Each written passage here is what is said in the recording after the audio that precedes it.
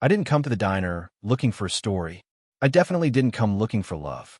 For the last 3 years, I'd come for the coffee, which was reliably mediocre, and the silence, which was a commodity more precious than gold in the city. My life was a carefully curated collection of quiet routines. Wake up, write, walk, diner, write more, sleep. It was a fortress built of solitude, and from within its walls, I watched the world. Most of all, I watched him. His name was Marcus. I only knew that because I'd heard the waitress, a whirlwind of tired energy named Brenda, shout it through the pass-through window 100 times. Marcus. The name felt solid, like stone. It suited him. He was the cook, a man who existed almost entirely in a rectangle of stainless steel and fluorescent light. A man framed. For my booth, the one in the corner with the torn vinyl and the perfect view, he was a study in control violence. The slam of a spatula, the furious sizzle of bacon on the flat top, the sharp, percussive chop of an onion. He moved with an economy that bordered on aggression, his broad shoulders and tattooed forearms a constant, fluid motion.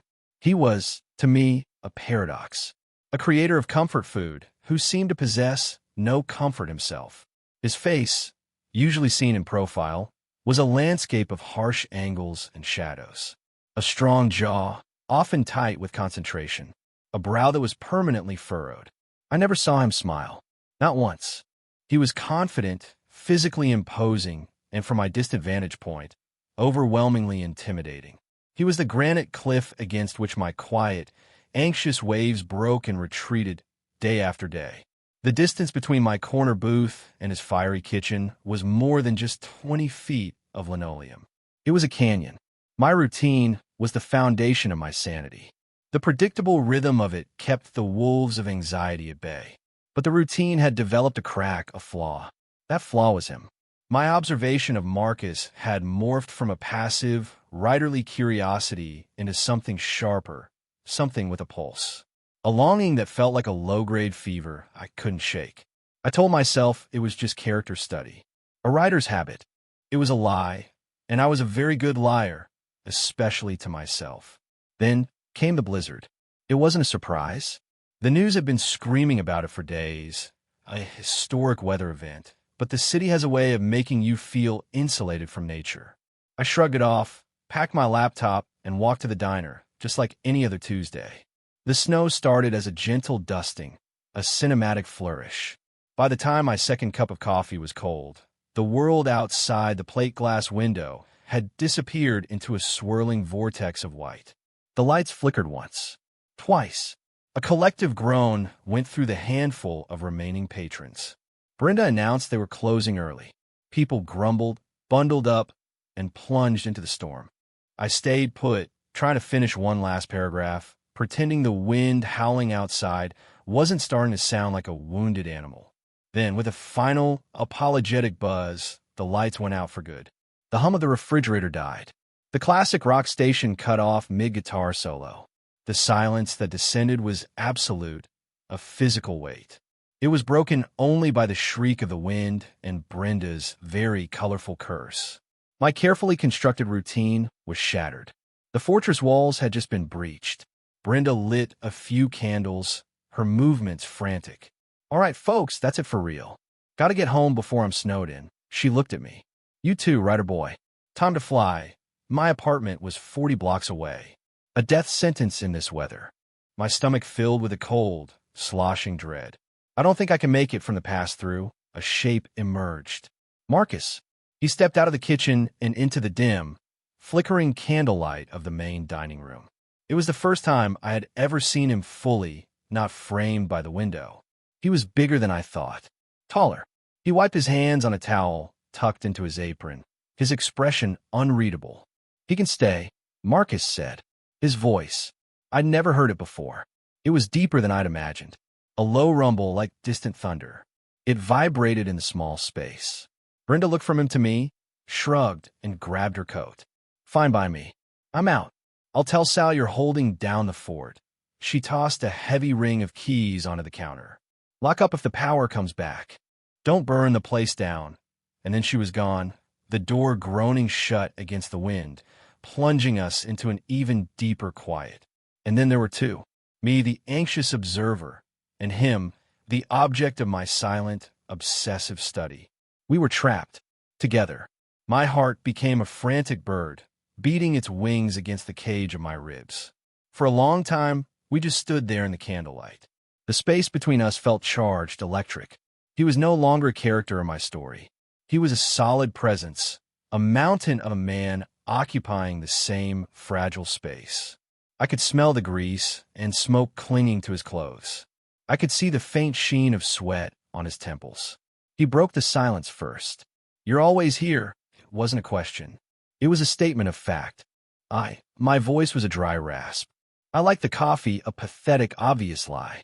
A ghost of a smile touched his lips. It was a tiny, fleeting thing, but it changed the entire topography of his face. "The coffee's terrible." I couldn't help but laugh, a short, nervous bark of a sound. "Yeah, it is." He gestured with his head toward the kitchen. "I have a thermos of good stuff in the back, and some blankets in the office." He didn't wait for my reply, just turned and disappeared back into the darkness of his domain. I was left alone again, my mind racing. He noticed me. He noticed I'm always here. The thought was both terrifying and exhilarating. I followed him, my footsteps feeling loud on the worn linoleum. The kitchen was a maze of stainless steel, all sharp corners and menacing shadows in the gloom. He was rummaging in a locker, his back to me. I took the moment to just watch him, up close, without the barrier of the pass-through. I saw the thick, coiled muscles of his neck, the way his dark hair curled just above his collar. A faded tattoo of a compass rose was visible just behind his ear. I noticed a long, thin scar, pale against the skin, running from his hairline down to his temple. It was a detail I could never have seen from my booth. A mark of some past violence, a story I didn't know. He turned, holding two thick wool blankets. He seemed to catch me staring. I looked away quickly, my face burning with heat. There was an awkwardness in his movements now, a stark contrast to the fluid efficiency I was used to seeing. He was out of his element, too. "Here," he said, holding one out to me.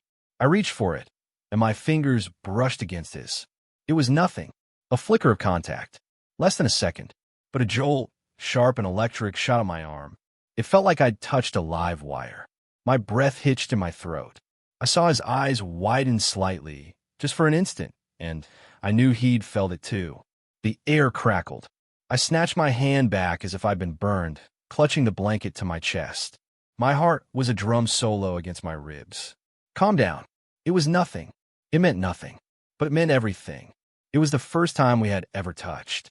He cleared his throat, turning away to busy himself with a small propane camp stove he'd produced from a cupboard. The action seemed to restore his usual competence. "Power could be out for a while," he said, his back still to me. "Might as well get comfortable." We settled in my usual booth, the one that felt like my territory. It was strange seeing him on the other side of the table, his large frame crammed onto the vinyl seat. We drank the coffee from his thermos. It was dark, rich, and perfect, worlds away from the diner's usual swill. We didn't speak.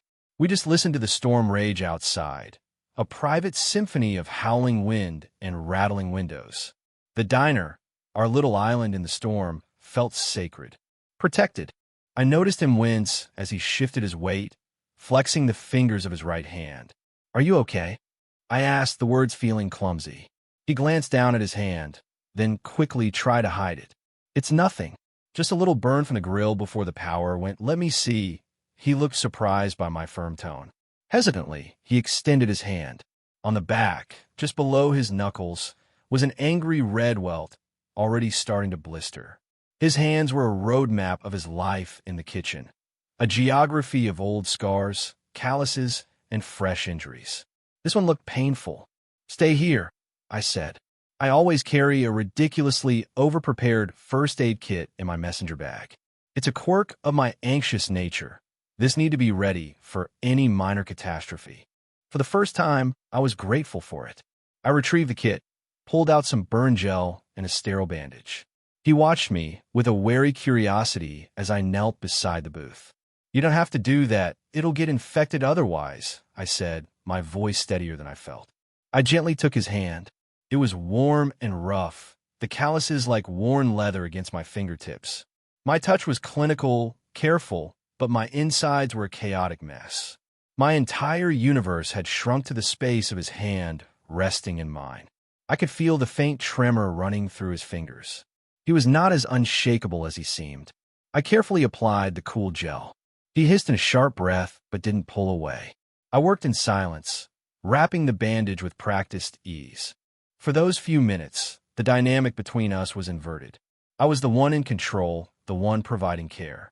The mountain was, for a moment, leaning on me. It was a dizzying, terrifying, wonderful feeling. When I finished, I didn't let go right away. My thumb rested on his wrist, right over his pulse. It was strong and fast as mine. He looked down at our hands, then up at my face. His eyes, which I had always thought were just dark, were a deep, complex brown like coffee and earth. In the candlelight, they held a flicker of something I couldn't name. Vulnerability. He slowly, deliberately pulled his hand away. The loss of contact was a physical ache. He cleared his throat again. Thanks. The word was quiet, almost lost in the sound of the storm. You're welcome. We sat back in the booth, the space between us now filled with a new kind of tension. It wasn't the tension of strangers anymore. It was something else entirely, something fragile and potent. Hours passed. The candles burned low, casting long, dancing shadows on the walls. The storm outside began to lose its fury, its howl softening to a mournful sigh. We talked. At first, it was stilted, small talk about the storm, the city. But the strange, suspended reality of our situation, the isolation of our little sanctuary, seemed to lower our defenses. He told me about growing up in a small town upstate, about learning to cook from his grandmother. He spoke about it with a quiet passion that transformed his face, smoothing the hard lines and lighting a fire in his dark eyes. He wasn't the gruff, angry man I'd invented in my head. He was just focused. The kitchen was his world, the one place where everything made sense, where he was in complete control. I told him about my writing, about the solitary life of a freelancer, about how I wrestled with words the same way he wrestled with fire and steel. I found myself telling him things I rarely admitted to anyone, about the anxiety that was my constant companion, about the feeling of being an observer rather than a participant in my own life. The diner, this small, forgotten place on a Tuesday night, became a confessional. The darkness gave us permission to be honest. So that's why you're always staring, he said, a hint of amusement in his deep voice. Character study, my face flushed. He had noticed. Of course, he had noticed. Something like that, I mumbled, looking down at my hands. What did you decide? He pressed gently. What's my character's motivation? My heart hammered against my chest. This is it. The precipice. The truth felt like a raw, terrifying thing lodged in my throat. I could lie. I could make something up, some writerly nonsense. Or I could jump. I took a breath. And I jumped. I didn't think you had one, I said, my voice barely a whisper. I thought you were just angry. But that wasn't it. That wasn't what kept me watching. He waited, his gaze intense. The silence stretched, pulling taut between us.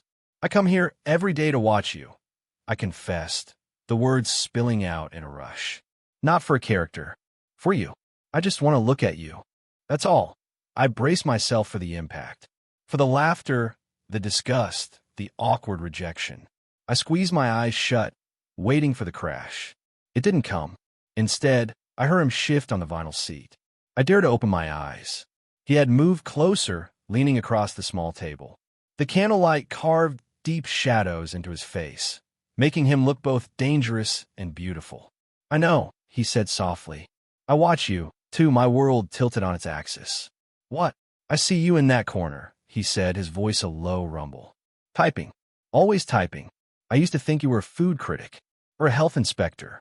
I was terrified you were going to get the place shut down. A small, genuine smile touched his lips. Every time I'd burn something, I'd look up and see you scribbling away, and I'd think, that's it.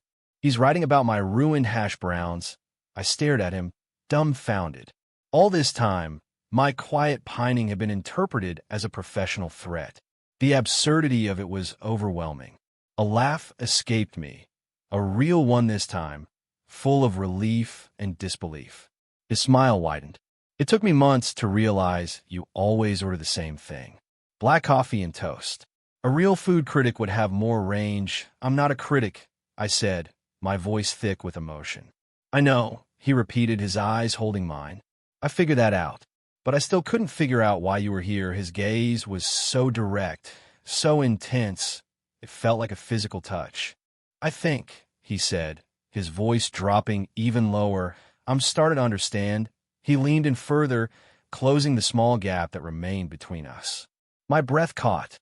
My entire body was humming, a high-frequency vibration of terror and hope. This was no longer observation.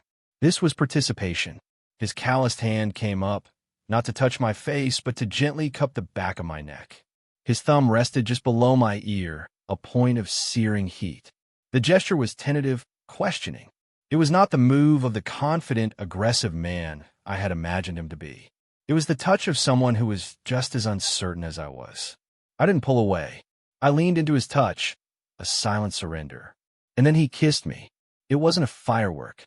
It was slow, hesitant.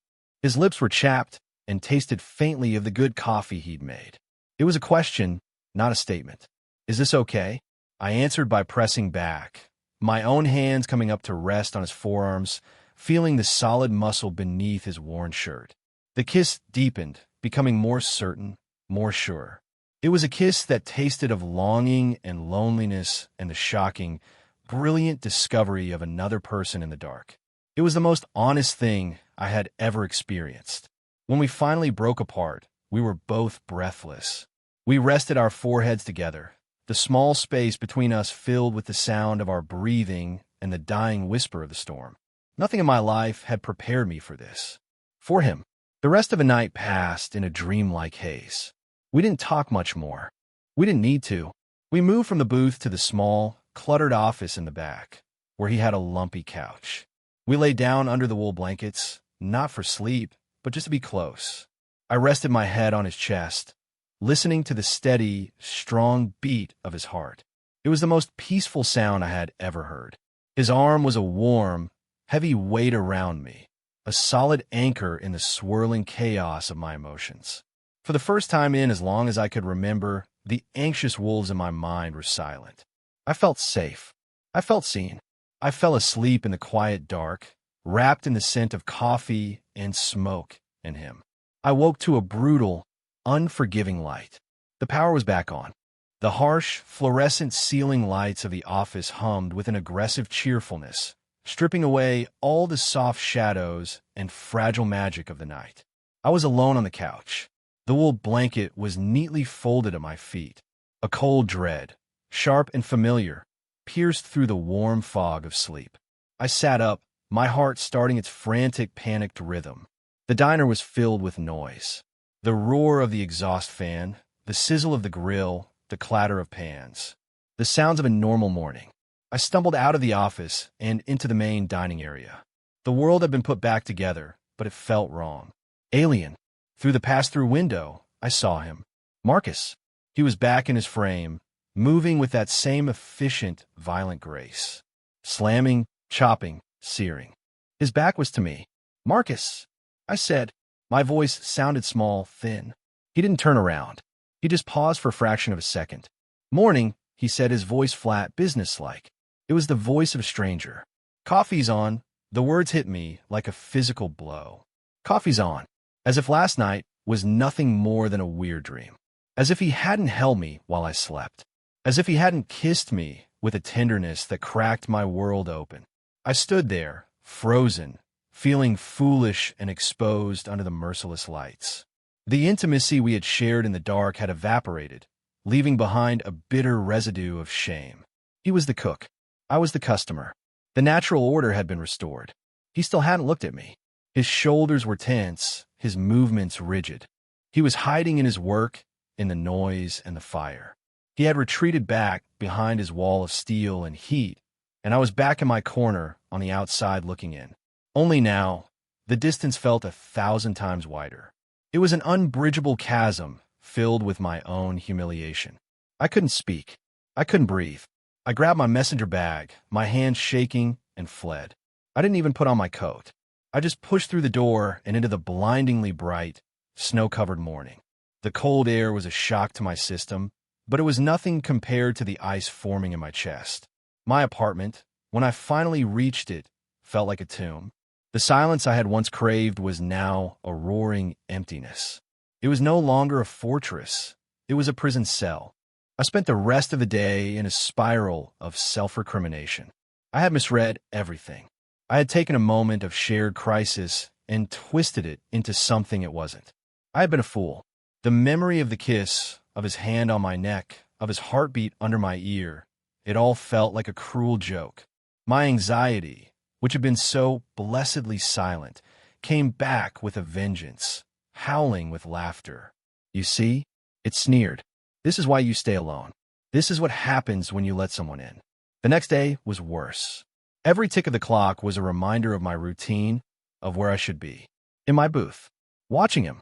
The absence of the diner, the absence of him, was a phantom limb, an ache for something that was no longer there. Or maybe had never been there at all. I replayed every moment of that night, dissecting every word, every touch, searching for the exact point where I had deluded myself. I found it everywhere and nowhere. I told myself it was for the best. I would find a new coffee shop. I would build a new routine. I would forget the feel of his calloused hand, the taste of his kiss, the sound of his voice in the dark. I was a writer. I could edit my own life, cut out the scenes that didn't work. It was a lie, of course. Another one. 2 days after the storm, 2 days of living in a gray, silent fog, there was a knock on my door. My heart stopped. No one ever knocked on my door. My packages were left in the lobby. My friends, the few I had, always texted first. For one wild, impossible moment, I thought it was him. I immediately crushed the thought. It was the landlord. It was a mistake. It couldn't be him. I opened the door a crack, my heart pounding a frantic, stupid rhythm of hope. It was him. Marcus stood in my hallway, looking as out of place as a bear in a library. He wasn't wearing his apron or his work clothes. He was in a plain black t-shirt and jeans. He looked younger, and somehow, more vulnerable without his kitchen armor. He held a small, square container, wrapped clumsily in brown paper and string. His knuckles were white where he gripped it. He looked exhausted. There were dark circles under his eyes, the same eyes that had watched me with such intensity in the candlelight. Now, they wouldn't quite meet mine. "Ah," he said. His voice was rough. I managed to reply, my throat tight. An awkward silence stretched between us, thick with everything that had happened and everything that hadn't been said. He shifted his weight from one foot to the other. The confident, control man from the kitchen was gone. In his place was someone who looked just as anxious as I felt. He started, then stopped. He took a deep breath. "I'm an idiot." I just stared, unable to form a response. That morning, he continued, finally looking at me. His gaze was raw, apologetic. I panicked. The lights came on, and the noise started, and it was all real. It wasn't just us in the dark anymore, and I didn't know what to do. I don't do that. He gestured vaguely between us. So I did what I always do. I went to work. I hid my heart, which had been a cold, hard stone in my chest, began to thaw. The ice started to crack. He wasn't rejecting me. He was scared. "I was so angry at myself when you left," he said, his voice low. "For 2 days, every time the bell on the door rang, I thought it was you. And every time it wasn't, I got more pissed off at myself. I burned more toast in the last 2 days than I have in the last 2 years." A small, watery smile touched my lips. He held out the clumsily wrapped container. "This is for you. It's a apple pie. My grandmother's recipe. I didn't burn this 1 inch. I took it from him." His fingers brushed mine, and that same jolt, that same electric shock was still there. It was real. It hadn't been a dream. I looked down at the offering in my hands. It was more than just a pie. It was a peace offering, an apology, a tangible symbol of his regret. It was a gesture that spoke more than words ever could. "Marcus," I said, his name feeling real on my tongue for the first time. "I'm sorry, Leo," he said, and the sound of my own name in his deep voice was a revelation. I'm so sorry. I was a coward. I was scared too. I admitted, my voice trembling slightly. I thought I had imagined it all. You didn't, he said, his voice firm, definite. I didn't. The clarifying honesty of it was like a clean, sharp wind, blowing away all the fog of my anxiety and doubt. This new territory was frightening, yes, but he was just as lost in it as I was. We were scared together. Can I? He hesitated, looking past me into my apartment. Can I come in? Maybe this time. You can make me a coffee. I stepped back and opened the door wider, a real, wide smile spreading across my face. I should warn you, I said, my voice light with a hope I hadn't felt in years. It's terrible, he smiled back, a real, genuine smile that reached his eyes and changed everything. I know, he said. I'm counting on it. He stepped across the threshold, and the space of my small, quiet apartment was suddenly transformed. It was no longer a fortress or a prison. It was just home, and he was in it. That was the beginning. Not the end of the fear, but the beginning of being brave enough to face it. Our new routine was a clumsy, beautiful dance of discovery. Some nights, he would come to my apartment after his shift, smelling of smoke and spices, and fall asleep on my couch while I wrote. He said the sound of my typing was soothing. Other nights, I would go to the diner after it closed, sitting on a stool in his kitchen while he prepped for the next day, or experimented with new recipes just for me. I saw him smile more in those first few weeks than I had in 3 years of watching him through a window. I learned the stories behind his scars, both the physical and the emotional. He learned how to navigate my anxieties, how to ground me with a steady hand on my back when the wolves started to circle. We created our own quiet space, a bubble carved out of the noisy city. We made coffee together in the mornings, his dark, perfect brew. We shared meals, not in a crowded diner, but at my small kitchen table. We slept in the same bed, and there was no anxiety, no fear of the morning light. There was only the solid, comforting weight of his body next to mine, a constant, reassuring presence in the dark. Sometimes, I still go to the diner during the day. I sit in my old booth and I watch him work. He moves with the same power, the same focus. But now I see the subtle nuances I missed before. The gentleness with which he plates a dish, the quiet pride in his eyes.